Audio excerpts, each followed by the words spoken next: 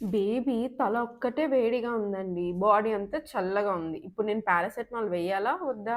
ఇది రీసెంట్‌గా ఒక మదర్ అడిగిన క్వెరీ అండి. ఫీవర్ అనేది ఎప్పుడు గూడా థర్మోమీటర్‌తో చెక్ చేసి 100.5 ఫారెన్ హీట్ కన్నా ఎక్కువ ఉంటేనే అది ఫీవర్‌గా కన్సిడర్ చేయాలండి.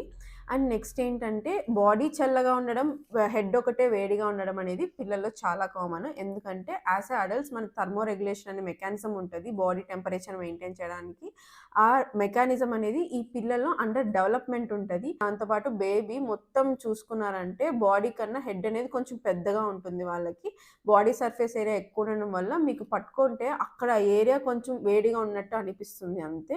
దీంతో పాటు వాళ్ళకి పళ్ళు రావడం కానీ, లేకపోతే వాళ్ళు చాలా ఎక్సైట్ అవ్వడము, ఇలా ఏమన్నా ఉన్నా గూడా కొంచెం హెడ్ పార్ట్ అనేది కొంచెం వేడవ్వడం అనే ఛాన్సెస్ అనేది ఉంటది. దాన్ని పట్టుకొని మనం ఫీవర్ లాగా కన్సిడర్ చేయగూడదు.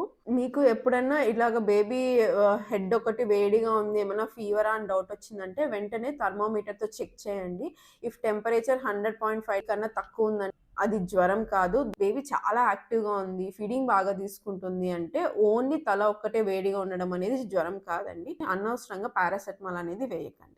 మీకు డౌట్ ఉంటే వెంటనే మీ పీడియాట్రిషియన్‌ని కన్సల్ట్ అవ్వండి. సో, న్యూ పేరెంట్స్ అందరికీ ఈ వీడియో షేర్ చేయండి. Thank you.